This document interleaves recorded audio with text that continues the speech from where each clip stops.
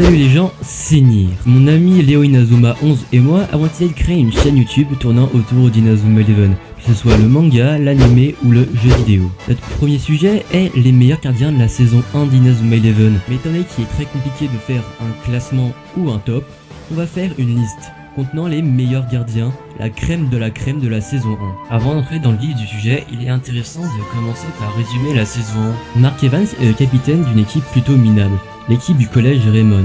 Avec de nombreux entraînements et beaucoup d'acharnement, il parvint à participer au Football Frontier, le principal tournoi intercollège de foot au Japon.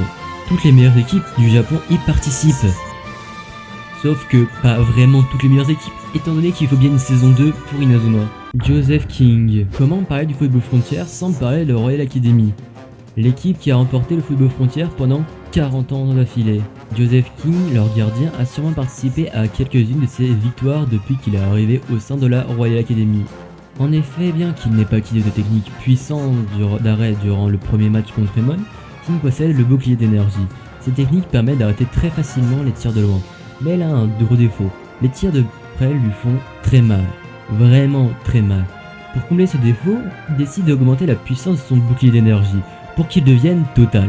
Il n'arrête n'importe quel tir, peu importe d'où il est tiré. Malheureusement, cette technique n'a pas tenu face au super trampoline du tonnerre, d'une puissance brute sans pareil. On va parler d'une petite chose qui sera importante pour la suite. Dans Inazuma Eleven, il existe deux types de techniques de gardien. Les techniques d'arrêt, qui arrêtent net le ballon, et les techniques de poing. Celles-ci renvoient le ballon. Et en toute honnêteté, les techniques de poing sont infiniment inférieures aux techniques d'arrêt.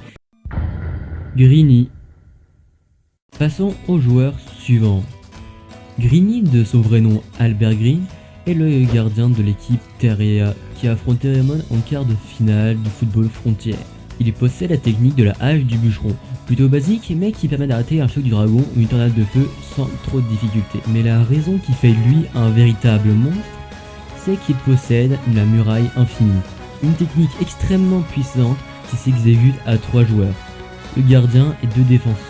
Cette technique est tellement puissante qu'elle a mis à mal les meilleures techniques combinées de Raymond, la tornade du dragon, le trampoline du tonnerre ou encore la foudre.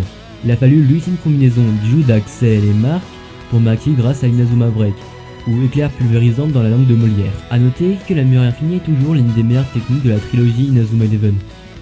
Elle est encore présente dans la saison 3 et exécutée par Joseph King. Capuche est le gardien de Shuriken.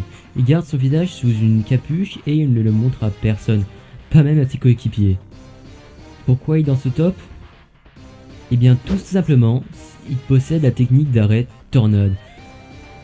La technique Tornade est une technique plutôt puissante qui a arrêté la tornade du dragon de l'anime. Un gardien peu représenté, ce qui est assez dommage vu son chara design assez sympathique. Poséidon. Poséidon, dit Poséidon, est le gardien de Zeus, les finalistes du Football Frontier de la première saison. Avec sa corpulence importante, il impose la peur dans le camp adverse. Mais en termes de puissance, il est bien au-dessus des autres équipes participantes. Aucune technique combinée de Raymond n'ont réussi à marquer contre lui, et à chacun de ses arrêts, il esquisse un sourire provocateur. Tout comme sa corpulence, ses techniques sont elles aussi imposantes. La muraille tsunami fait apparaître un tsunami d'une taille gigantesque sur le terrain. Chaque tir est submergé par la puissance des vagues déferlantes sur le terrain. Quant à la muraille géante, il a agrandi son corps à de multiples reprises au point d'être aussi grand que 3 buts. Il tape violemment le ballon contre le sol jusqu'à briser la terre sous ses pieds. On peut supposer que Devin contribue à augmenter sa force, mais il reste tout de même, à mon avis, dans le podium des meilleurs gardiens de la saison 1. Malheureusement, c'est un gardien qu'on reverra très peu par la suite, dû au fait comme quoi Zeus ne rapparaîtra pas, tout simplement pas, à part dans un race, mais dans un race ça reste un match très rapidement plié. Mark Evans. Comment parler des meilleurs gardiens sans me parler de Mark Evans bien évidemment. C'est le personnage principal de l'histoire et capitaine de l'équipe Raymond. Bien qu'en termes de puissance, il soit dépassé par la plupart des gardiens dont nous avons parlé dans cette vidéo, il reste très honnêtement le plus talentueux. Avec sa grande volonté de gagner, il devient de plus en plus fort au fil de l'aventure, jusqu'à devenir le champion national en remportant le Football Frontier. Petit récapitulatif de ses capacités. Il possède la main céleste, une technique certes basique, mais qui lui permet d'arrêter pas mal de tirs. Il possède aussi le point ardent et le point explosif. Mais bon, ce sont des points et comme dit plus tôt, les points c'est pas ouf. Il possède aussi des techniques sans nom. Des techniques qui dans le jeu vidéo ont un nom mais dans l'animé non. Comme par exemple la double main céleste durant le second match contre la Royal Academy ou la triple défense qui est la meilleure technique du premier jeu Inazuma Eleven dans le match contre Kirkwood. Et pour finir, cette technique ultime qui permet à Raymond de remporter le titre de champion du Japon.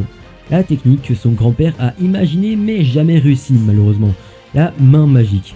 Cette technique est bien plus puissante que la main céleste, elle est plus imposante et utilise plus fortement les capacités physiques de son utilisateur.